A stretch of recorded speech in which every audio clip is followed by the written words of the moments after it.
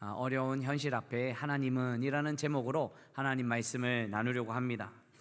여기 한 특이한 부부가 있는데요, 남편이 부인에게 묻습니다. 당신은 왜 항상 내 사진을 지갑 속에 넣고 다니나요? 여러분, 남편의 사진을 지갑에 넣고 다니시는 분 있으세요? 부인이 이렇게 이야기합니다. 네, 지갑이 없어요 요즘은. 네.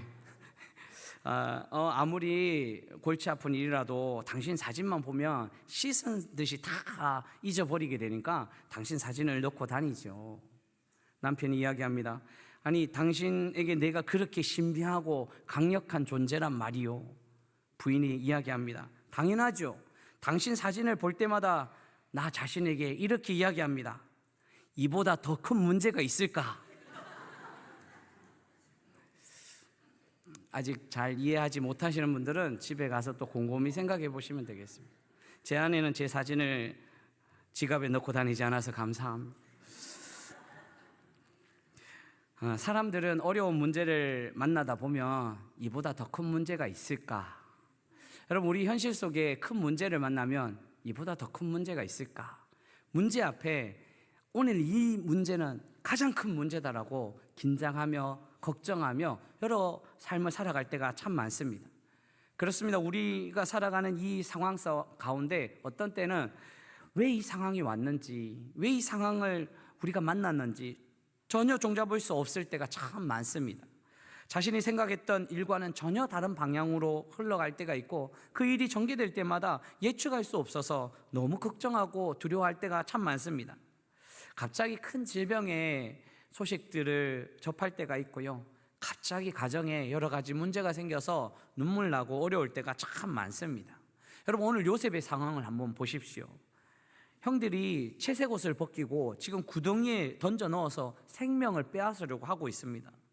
요셉의 꿈 때문에 요셉을 죽이겠다고 작정하고 있습니다. 사실 믿음의 눈으로 보면 형들이 지금 채색 옷을 벗긴 것이 아니라 하나님이 채색 옷을 벗기고 하나님의 옷으로 갈아입히시는 그런 과정이라고 볼 수 있는데, 우리가 봤을 적에는 전혀 이런 하나님의 모습은 볼 수가 없고 사람의 이야기로 어려운 현실들만 우리에게 보여지게 되어 있습니다. 여러분, 오늘 본문은 요셉이 아버지와 함께 헤브론에 있다가 형들이 멀리에서 목축을 하고 있으니까 심부름 때문에 세겜으로 갔다가 도단까지 이르게 되면서 형들을 찾아왔습니다. 형들은 멀리서 보니 요셉이 오는 것을 보고 꿈꾸는 자가 온다라고 이야기하면서 이 요셉을 바로 알아보았습니다. 채색 옷 때문이었습니다. 멀리서 봐도 채색 옷이 보였기 때문이죠. 그리고 그들이 이렇게 이야기합니다. 오늘 본문 바로 앞인데요, 창세기 37장 18절부터입니다. 요셉이 그들에게 가까이 오기 전에 그들이 요셉을 멀리서 보고 죽이기를 꾀하여 서로 이르되 꿈꾸는 자가 오는도다. 요셉의 형들이 요셉을 꿈꾸는 자라고 이야기하면서 꿈쟁이가 온다라고 이야기합니다. 그리고 나서 그들이 어떤 모의를 하느냐, 너무 무서운 모의를 하고 있습니다. 여러분, 20절 말씀에 우리 같이 하나님의 말씀을 읽어보겠습니다. 시작. 자, 그를 죽여 한 구덩이에 던지고 우리가 말하기를 악한 짐승이 그를 잡아먹었다 하자. 그의 꿈이 어떻게 되는지를 우리가 볼 것이니라 하는지라. 아멘. 여러분, 그의 꿈이 어떻게 되는지 우리가 볼 것이라. 이 요셉의 형들이 이렇게 그의 꿈들을, 이 요셉의 꿈들이 어떻게 되는지 보는 거죠. 여러분, 우리도 한번 이 요셉의 꿈이 어떻게 되는지 한번 같이 찾아보면 좋겠습니다. 요셉의 꿈이 과연 실현되는지 실현되지 않는지, 요셉을 죽이면 그 꿈이 실현되는지, 아니면 이제 그 꿈은 아무것도 보이지 않고 없어지는지, 요셉을 구덩이에 던지고 상인들에게 팔면서 이렇게 그 꿈을 보자고 합니다. 그런 가운데 요셉은 정말 어려운 현실 앞에 있습니다. 사랑하는 성도 여러분, 여러분들은 구덩이에 갇힌 것처럼 그런 어려움을 경험하고 있지는 않으십니까? 이 세상 속에서 살아가다 보면 구덩이 같은 곳에 던져져서 나의 삶이 왜 이런 삶인가 걱정하고 두려워하는 이런 문제를 경험하고 있지는 않으십니까? 요셉은 도저히 이해할 수 없는 이 일을 만날 때 요셉이 이겨난 것처럼 우리도 이 일들을 잘 이겨내야 되지 않겠습니까? 자, 오늘 우리 하나님 말씀을 보면서 하나님의 백성의 어려운 현실 앞에 하나님은 무엇을 하고 계실까요? 여러분, 이 어려운 현실 앞에, 그의 백성들의 어려운 현실 앞에 하나님은 물음표를 던져야 되지 않겠습니까? 그 물음표 앞에 오늘 본문이 대답해주는 그 하나님은 어떤 분인가? 그 하나님은 바로 그의 백성을 알게 모르게 도우시는 분이 우리 하나님이십니다. 믿으십니까? 하나님은 우리를 알게 모르게 돕고 계시다는 사실이에요. 여러분, 25절 말씀해 보십시오. 그들이 앉아 음식을 먹다가 눈을 들어 본즉 한 무리의 이스마엘 사람들이 길르앗에서 오는데 그 낙타들의 향품과 유황과 모략을 싣고 애굽으로 내려가는지라. 요셉을 구덩이에 넣고요, 형들은 음식을 먹고 있습니다. 태연히 먹고 있습니다.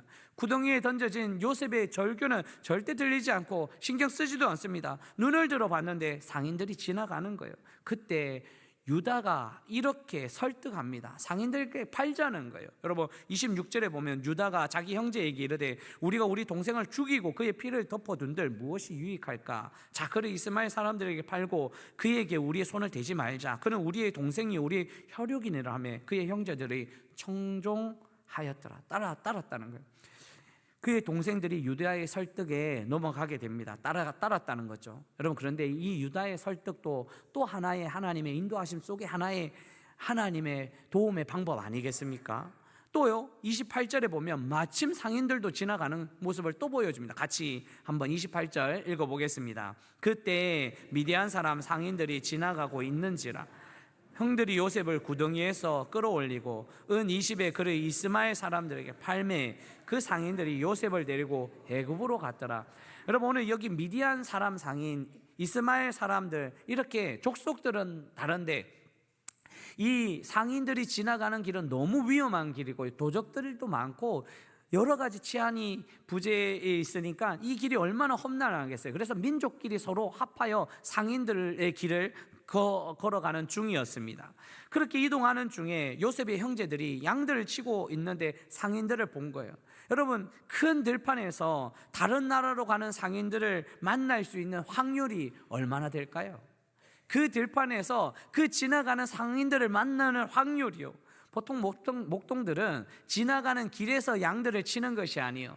아주 깊은 숲에서 들어가서 양들을 치고 있는 거죠. 그러니까 상인들을 만날 확률이 그렇게 있지 않아요. 그런데 하나님은 상인들을 지나가게 하여 주시고 요셉의 형들의 눈에 상인들이 눈 뜨어지는, 그래서 발견할 수 있는 그런 은혜를 더하여 주신 거죠. 하나하나 지금 톱니바퀴가 이렇게 맞추어 가고 있습니다.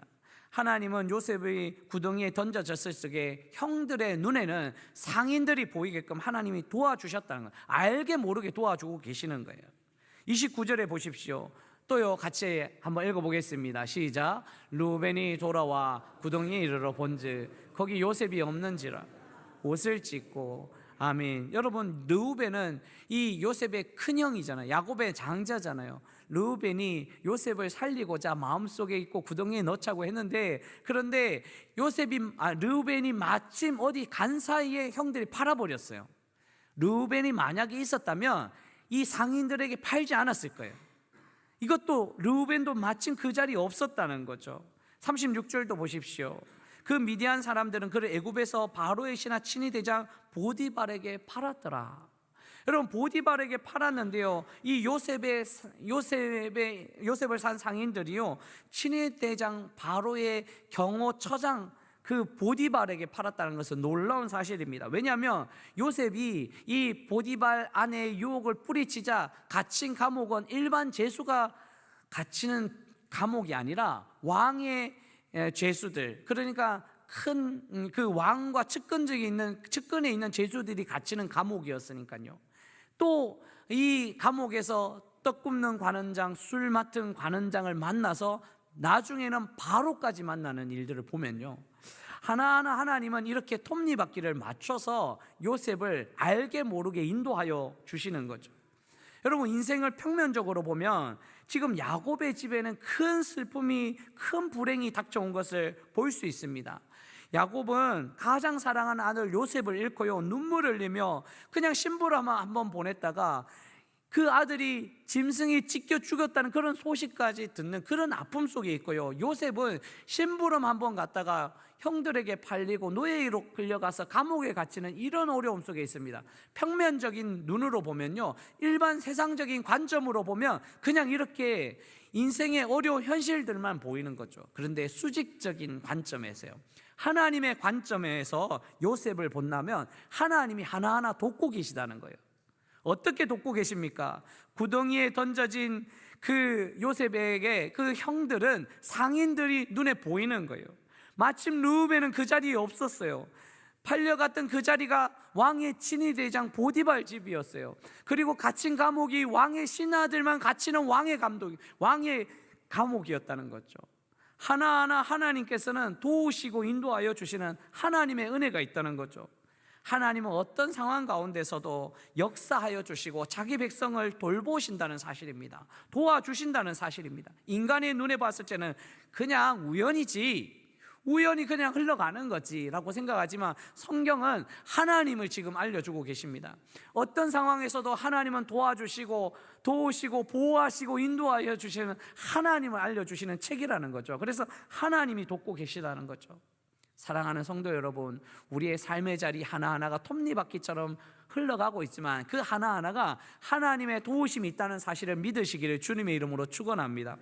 로마서 8장 28절에는 이렇게 이야기하는데요, 같이 한번 읽어보겠습니다. 우리가 알거니와 하나님을 사랑하는 자 곧 그의 뜻대로 부르심을 입은 자들에게는 모든 것이 협력하여, 아멘, 모든 것이 협력하여, 좋은 일만 협력하는 것이 아니라 고난도 걱정도 두려움도 문제도 다 하나 되어서 하나님의 선을 이룰 수 있는 방법으로 인도하시는 것을 보면 어떤 삶의 자리에서도 하나님은 도와주신다는 사실입니다. 하나님은 알게도 또 모르게도 도와주시는 분이에요. 예전에 읽었던 신앙 잡지에 보면요, 이런 이야기가 있어서 저는 그 오래전에 읽었는데 그 이야기가 잊혀지지가 않더라고요. 어떤 이야기인가 하면 한 사업가가 정말 열심히 해서 정말 열심히 많은 것을 얻었는데 갑자기 덜컥 큰 병에 걸렸습니다. 큰 병을 얻으니 이제 어떻게 할 수 없어서 수술할 수밖에 없고, 그 수술실 안에는 아무 가족도 들어갈 수 없으니까 눈물만 났다는 거예요. 걱정되고 염려되는 일들만 생겨났다는 거예요. 그렇게 아파하고 있을 적에 누구도 위로해 주지 않는데 한 간호사가 그의 손을 잡으면서 걱정하지 마세요, 깨어나면 눈만 뜨면 금방이에요, 잠 한번 자고 나면 금방이에요, 이렇게 위로해 주는 거예요. 그런데 그 위로가 마치 얼마나 큰 위로가 되었던지 이 사람은 큰 힘이 되었어요. 그렇게 수술을 마치고 이제 회복하고 일반 병실에 갔는데 아무리 찾아봐도 그 간호사가 보이지 않더라는 거예요. 그래서 그 일반 병실에 있는 그 간호사에게 물었어요. 이렇게 생긴 간호사가 있는데 한번 좀 찾아주시면 어떨까요? 그 이름은 누굴까요? 그렇게 물었더니 그 간호사가 하는 이야기가, 우리 병원에는 그런 모습을 하는 간호사가 근무하지는 않습니다, 이렇게 이야기하는 거예요. 그 사람이 깜짝 놀라서 그 책에다가 고백한 내용이, 저는 이렇게 하나님을 만났습니다, 이렇게 이야기를 하더랍니다. 알게 모르게 그 하나님이 그 간호사를 보내주셔서 하나님이 안심시켜 주시고 하나님이 계시다는 것을 알게 하시고 다시 하나님을 믿게 되었다라고 그렇게 고백하는 내용을 보면서, 하나님은 언제 어디서나 알게나 모르게나 하나님은 우리를 돕고 계시다는 거죠. 사랑하는 성도 여러분, 어려운 현실 앞에 있으십니까? 우리의 현실이 지금 어디로 흘러가는지 알지 못하고 그 미래가 보이지 않으십니까? 그런데 하나님은 또 어느 자리에서나 우리를 돕고 계시다는 사실을 기억하시기를 주님의 이름으로 축원합니다. 두 번째, 어려운 현실 앞에 우리 하나님 어떤 분이실까? 우리 하나님은요, 사람의 품에서 하나님의 품으로 이동시키시는 분이 우리 하나님이십니다. 여러분, 사람의 품에만 있으면 문제가 돼요. 하나님의 품으로 이제 이동하는 그 요셉의 모습을 한번 보십시오. 31절부터 말씀을 보시면, 그들이 요셉의 옷을 가져다가 순연소를 죽여 그 옷에 피를 적시고 그의 채색 옷을 보내어 그의 아버지에게로 가지고 가서 이르기를, 우리가 이것을 발견하였으니 아버지 아들의 옷인가 보소서 하매. 요셉은 옷의 이야기가 참 많거든요. 그런데 요셉이 입은 이 채색 옷을 이 순염소 피에 적셔서 아버지에게 보낸 거예요. 그때 아버지가 이렇게 생각해요. 33절에 아버지가 그것을 알아보고 이르되 내 아들의 옷이라 악한 짐승이 그를 잡아먹었도다. 요셉이 분명 찢겼도다 하고, 죽였다는 이야기를 안 해요. 그냥 그 옷에다가 피만 묻혀서 보냈는데 야곱이 그렇게 받아들이는 거죠.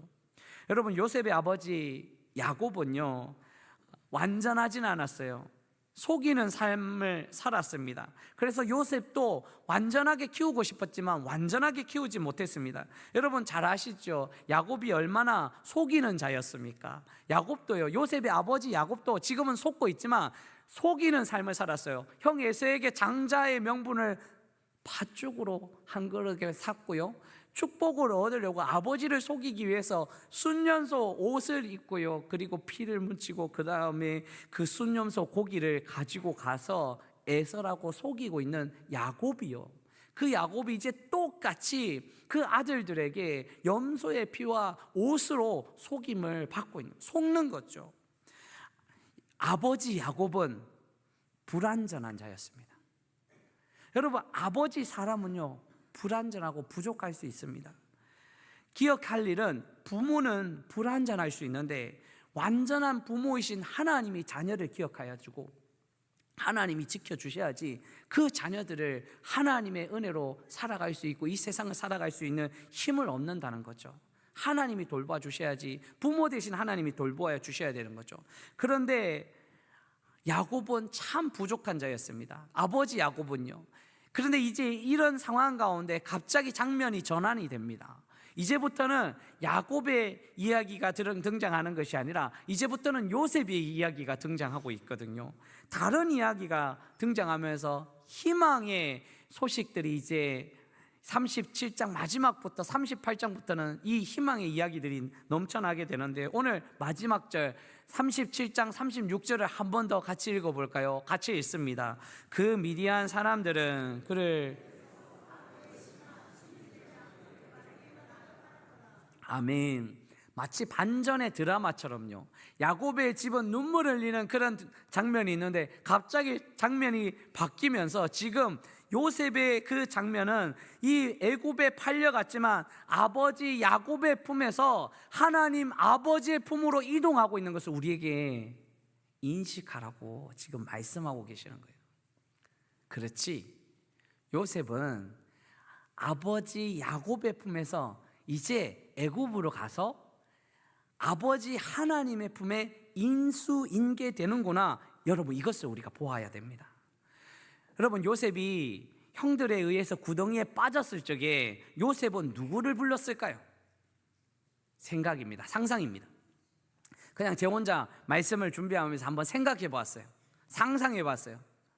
요셉이 구덩이에 빠졌을 적에 그 바로 옆에 누가 있어요? 구덩이 위에 누가 있어요? 형들이 있어요. 그럼 누구 부를까요? 형들 부르죠, 당연히. 형님들 왜 이러십니까? 형님들. 그리고 또 누구 불렀을까요? 아버지 생각 안 나십니까? 아버지. 형님들, 아버지가 가만히 있겠습니까? 형님들. 이렇게 이야기하지 않았을까요? 그냥 제 생각이에요. 그런데 또 조금 더 묵상하니까 애굽으로 팔려갔을 적에는 누구를 불렀을까요? 하나님 아버지를 부르기 시작합니다. 육신의 아버지보다 이제 자신을 살려주시는 이는 하나님 아버지라는 거죠. 요셉은 집에 있을 적에는 자신을 책임지는 사람이 아버지 야곱으로 보였지만 이제 애굽으로 내려갔을 때부터는 하나님 아버지가 보이기 시작하는 거예요. 창세기는 이 이야기를 계속 우리에게 보여줍니다. 창세기 39장 3절의 말씀에 보면 그 주인이 보디발이에요. 그 주인이 보게 된 거예요. 여호와께서 그와 함께 하심을 보면서, 아버지의 이름이 아니라 하나님 아버지 이름을 부르니까 하나님과 함께 하는 걸 보고 나서 또 여호와께서 그의 범사에 형통하게 하심을 보았더라. 보디발이 본 거예요. 요셉이 하나님 아버지와 함께 하는 거예요. 간수장이들도 봤어요. 창세기 39장 23절 같이 읽어보겠습니다. 시작. 간수장은 그의 손에 맡긴 것을 무엇이든지 살펴보지 아니하였으니 이는 여호와께서 요셉과 함께 하십니다. 여호와께서 그를 범사에 형통하게 하셨더라. 아멘. 보디발도요, 간수장도요, 어떻게 하나님이 요셉과 함께 하는 것을 볼 수 있을까요? 요셉이 불렀기 때문이에요. 여호와 하나님, 아버지 하나님 불렀기 때문에 하나님 아는 거죠. 그래서 그들이 하나님과 함께 하는구나. 아버지 야곱의 손에 있을 때는 황태자로 군림하면서 최고의 삶을 살아가는 것 같았지만, 그러나 무너진 삶을 살게 되었고요, 아버지 하나님 손에서야 노예로 시작했지만 세계 최강국 애굽의 총리가 된 거죠. 아버지 야곱의 손에 있을 때는 채색 옷만 입는 삶이 되었지만, 아버지 하나님의 품에 있을 때는 세계 최강국 총리의 옷을 입고요, 구원의 옷을 입었다는 사실이에요. 여러분, 이 사실이 지금 인수인계되는 과정 속에 보이지 않으십니까? 하나님 아버지의 품에 있었던 요셉이 이제 사람의 아버지 야곱에 있었던 요셉이요, 하나님 아버지의 품으로 지금 인수인계되고 이제 이동되는 그 모습이요. 아버지 야곱은 채색 옷만 입힐 수밖에 없었고 최선을 다해서 사랑한다고 했지만, 그런데 요셉은 자기 중심적으로 살아가게 됩니다. 그렇게 아버지의 사랑을 잊고 자기가 최고처럼 살아가게 되었죠. 그런데 이제 하나님 아버지의 품에 안기니까요, 이제 자기 중심적인 삶이 아니라 하나님 중심적으로 살아가게 되는 거죠. 여러분, 이 모습이 신앙의 모습입니다. 우리는 사람의 아버지, 또 사람의 힘을 의지하면서 그곳이 안전하게 생각될 때가 참 많이 있습니다. 그런데 하나님은 환경을 주시면서 하나님 아버지의 힘으로, 하나님 아버지의 품으로 이동시키고 계시다는 사실을 믿으시기를 주님의 이름으로 축원합니다. 여러분, 우리는 사람의 힘에서 하나님의 힘으로 나아가는 과정 속에 있는 거예요. 담임 목회를 하면서 정말 예측할 수 없는 일들을 참 많이 경험하게 되더라고요.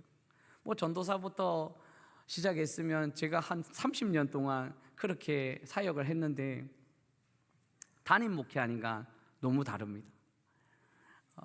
주중에 한 번씩 들려오는 소식들, 목사님만 아세요, 이야기를 들으면요, 가슴이 툭 내려앉습니다. 성도들에게는 좀 알리기 힘들지만 이 문제를 가지고 좀 기도하고 싶습니다 라고 이야기하면서 그런 소식이 들려올 때, 큰 질병의 이야기를 들었을 적에 집에 있을 수가 없습니다. 사택이 바로 옆에 있지만 또 교회에 나옵니다. 그리고 그 이름을 가지고 기도합니다. 그런데 얼마나 무겁고 걱정이 되는지 눈물이 날 때가 있고 힘이 듭니다. 막 그 무거운 짐들이 막 느껴지는 거예요. 그런데 기도하다 보면, 그 이름을 가지고 기도하다 보면 하나님께서 너는 걱정해도 나는 걱정하지 않는다, 하나님 그 마음을 저에게 주시는 거예요. 그래서 하나님의 마음으로 다시 일어나게 되면서 제가 마지막으로 늘 하는 그런 기도의 제목은 하나님의 손에 맡깁니다. 목사의 손이 아니라, 사람의 힘이 아니라 하나님이 만져주시고 하나님이 이끌어 가셔야지 그 가정에 살 수 있습니다. 그렇게 기도하고 나올 때가 참 많습니다. 그런데 정말 놀라운 건요, 그렇게 기도하고 나온 그 가정이요, 하나님께 맡겨드리면요, 같이 기도하다 보면 정말 이해할 수 없는 일들로 해결되는 일들이 참 많이 있습니다. 이것 때문에 또 힘있고 감사하고 행복하게 목회할 때가 너무나 많습니다. 너무나 하나님께 감사하다는 그런 이야기를 드릴 때가 참 많이 있습니다. 사랑하는 성도 여러분, 사람의 힘으로는, 그래서 아버지의 품에서는 늘 한계가 있습니다. 우리는 다시 하나님 아버지의 품으로 나아가서 안겨야지 하나님 우리를 안전하게 지켜주시고 우리를 보호하여 주시고 인도하여 주시니까 어떤 삶의 자리에서도 하나님의 품으로 나아가는 믿음의 백성들이 되시기를 주님의 이름으로 축원합니다. 말씀 맺으려고 합니다. 여러분, 설교를 시작하면서 요셉이 올 때, 형들에게 올 때 형들이 그 채색 옷 입고 오는 요셉을 보면서 어떻게 이야기했는지, 꿈꾸는 자가 오는도다 라고 이야기하면서 그 형들이 그 꿈이 어떻게 되는지 그렇게 보자고 했잖아요. 18절 말씀에 다시 한번 읽어드릴까요? 요셉이 그들에게 가까이 오기 전에 그들이 요셉을 멀리서 보고 죽이기를 꾀하며 서로 이르되 꿈꾸는 자가 오는도다. 자, 그를 죽여 한 구덩이에 던져 우리가 말하기를 악한 짐승이 그를 잡아먹었다 하자. 그의 꿈이 어떻게 되는지 우리가 볼 것이라 하는지라. 자, 요셉의 형들은 그 꿈이 어떻게 되는지 보자고 했어요. 20년이 걸렸습니다. 요셉의 꿈이 분명히 이루어졌습니다. 요셉의 꿈이 완전히 이루어졌습니다. 여러분, 그 꿈이 어떻게 되는지 결론을 내려야 됩니다. 형들은 꿈쟁이 그 꿈 어떻게 되는지 보려고 그렇게 상인들에게 팔았지만 형들의 생각과는 완전히 달랐습니다. 꿈은 사라지지 않았습니다. 요셉이 떠난 자리에 꿈쟁이는 사라지고 꿈은 모든 것이 다 깨어진 것 같아 보였는데 그 꿈이 소멸되지 않았습니다. 왜요? 하나님의 꿈이었기 때문입니다. 하나님이 꿈을 주셨고 하나님이 계획하여 주셨고 하나님이 인도하신 하나님의 이야기가 있는 거예요. 사랑하는 성도 여러분, 우리 안에도 하나님 우리를 향하신 꿈이 있고 하나님의 계획이 있고 하나님의 뜻이 있습니다. 그 꿈은 소멸되지 않아요. 하나님의 꿈은 없어지지 않아요.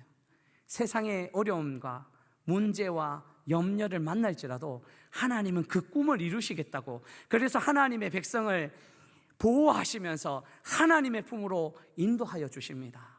사랑하는 성도 여러분, 어떤 일을 만나셔도 하나님 우리를 향한 그 구원의 계획, 구원의 꿈이 있다는 그 비전을 이루시는 하나님의 꿈을 바라보시면서 한 걸음 한 걸음 우리 하나님은 우리를 보호하시고 우리를 하나님의 품으로 인도하시는 분인 줄 믿으시고 주님과 동행하는 아름다운 삶을 사시기를 주님의 이름으로 축원합니다.